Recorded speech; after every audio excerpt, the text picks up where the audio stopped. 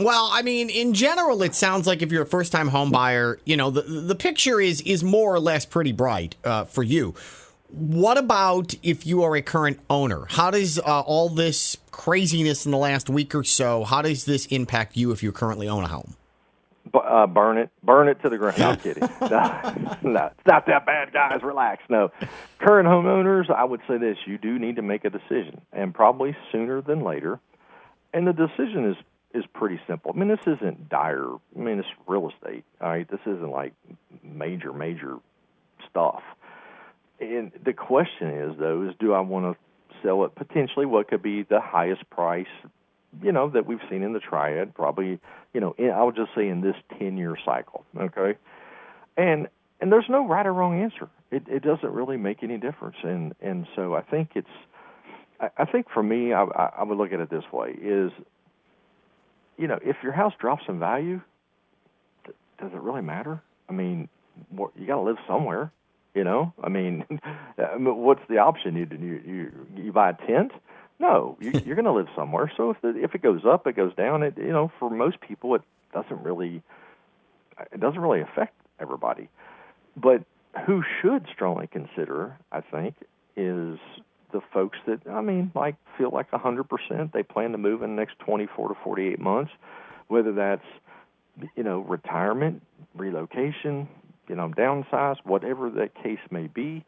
I think it does make sense for those folks that are really going to transition in their life in the next 2 to 4 years, may want to consider doing that sooner, like now maybe, as opposed to later.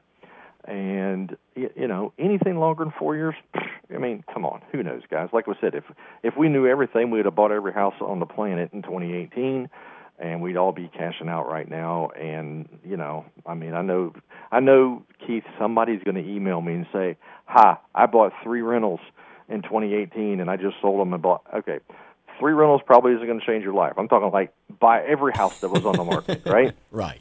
I'm talking like taking your 10 million and turning it into 30 million, that kind of numbers, not right. You bought a few houses thing, all right? But that's fine. I'm glad for you folks that did that. But anything longer than 4 years, I'm just going to say, I don't know. I don't have the crystal ball. I just have my magic 8 ball. You guys know about that. Mm-hmm. And it always gives me the same answer. It's just like, maybe, Jason. It's just unpredictable because of the way the real estate market cycles and turns, and we just don't know all these answers. But I do not believe that even if the values do drop, Keith, I do not think that we'll see them go all the way back to what they were in 2018, regardless of the interest rates, the market pressures, and all that.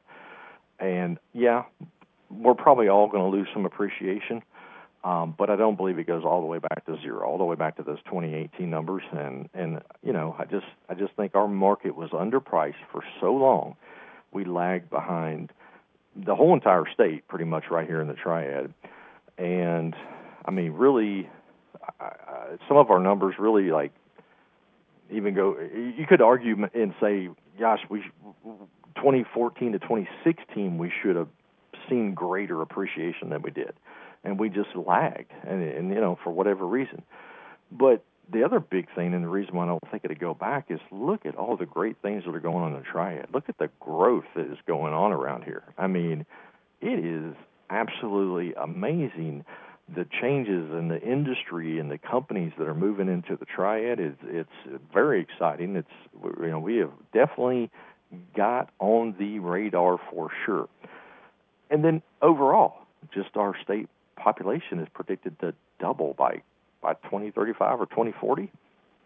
So North Carolina, just in general, is a very desirable area. So for all those reasons, I don't see us slipping back that far. I think the Triad is in a great position to keep moving forward and keep gaining equity. And, yeah, we may see a little bit of just emotional flip-flopping here and there, but overall, as more people move in, I think we're going to be great. I really do. So I know some of my real estate friends out here are getting a little nervous as well.